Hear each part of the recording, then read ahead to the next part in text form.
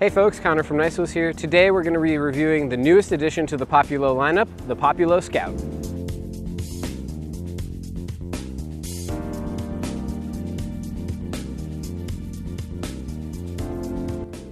So in this review, we'll go through all of the specs on this bike. We'll talk a little bit about the Bafang 350 watt mid-drive system, as well as talk about how it rides. So first, let's go into the overall style of the bike. You have a couple of nice features here that are going to make this an all-around comfortable city commuter. So it is equipped with 700C wheels and 2-inch wide tires, so going to be plenty of coverage on the ground for a lot of grip and a lot of puncture resistance. You do have some ergonomic stitched grips here, as well as a pretty comfortable saddle. Now, as far as commuter features, you do have a nice chain guard covering the whole drivetrain, so you're not going to get yourself dirty. You have a nice short travel suspension fork. You're going to keep the potholes out of the way, keep the ride comfortable. And you have a fender set that is going to keep yourself dry while you ride. Make sure if you do take this out in the rain for a little bit, you're not going to get all that spray coming up onto you. Going into the Bafang electric system that you have on this bike, it's going to be equipped with a 36 volt, 13 amp hour battery. Going to give you ranges of about 25 miles per charge. And the Bafang 350 watt motor is going to assist you to speeds up to 16 miles an hour. So keeping this a class 1 pedal assisted bicycle.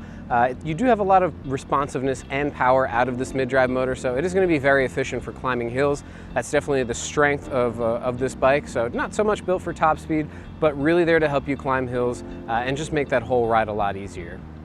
Another nice feature that's pretty impressive for a bike at this price point is going to be these Tektro hydraulic disc brakes. So it's going to be very easy to get really good stopping power out of this bike. And then you also have your 8-speed trigger shifters over here, Shimano drivetrain gearing setup, and 8 gears is plenty for most of your riding needs, especially on an electric bike.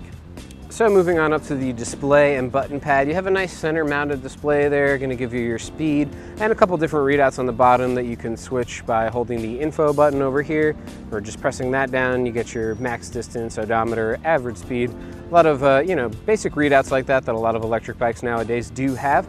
You have your plus and minus button that's going to change your assist level, and you do have 5 of them. You can scroll through them at the bottom, so you'd have 0.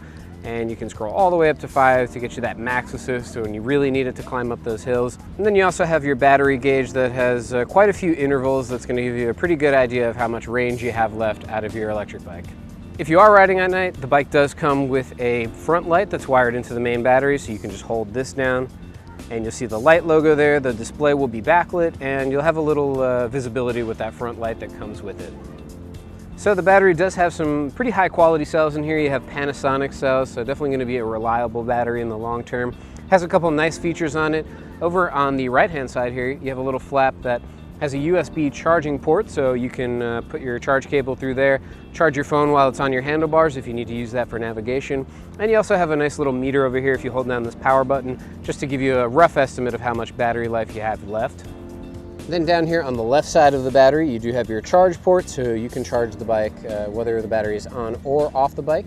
And if you do want to remove your battery, the bike does come with keys to do so, so you can just unlock the battery over here, give that a quick turn, and then you have this little lever here that you can just pull the battery out from the side, and it just pops out very nicely. Not a very heavy battery either, so it's pretty lightweight if you wanted to get an extra one, carry it around for extra range, or just bring it into the house with you for a charge.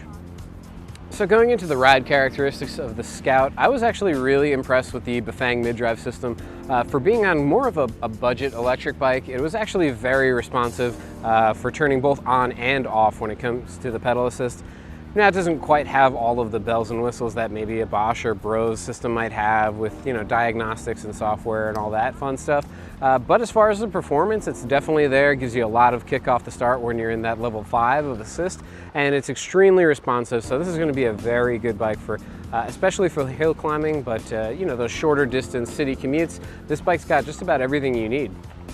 A very basic suspension fork is still going to make a pretty big difference in the ride as far as the comfort level of the bike, so that definitely helps, as along with those 700C wheels and the 2-inch wide tires. Going to make for a very comfortable ride that'll just cruise right over those potholes with no problem.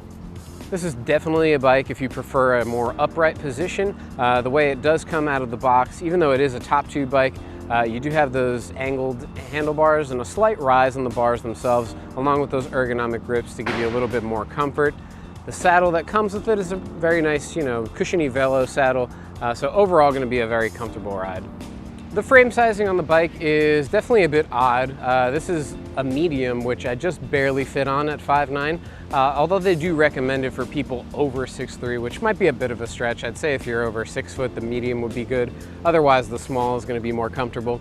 The top tube is definitely very high, so a little bit more difficult to mount. You'll have to swing your leg over, but nothing too bad that you wouldn't see on a regular bike as well. Overall, I'm really excited to have this bike available at Nice Wheels now. It's a great value for the money kind of bike. For 1,700 bucks, you get hydraulic disc brakes, really powerful and responsive motor, and really solid range out of this bike. Overall, I think it's a great deal and a very good performing bike. So if you're looking for an overall solid city commuter but don't want to dive into those really high-priced bikes, the Populo Scout is definitely going to be a great place to look. Thanks so much for watching this review. Be sure to like, share, subscribe, as well as turn on your notifications to let you know when we release new videos.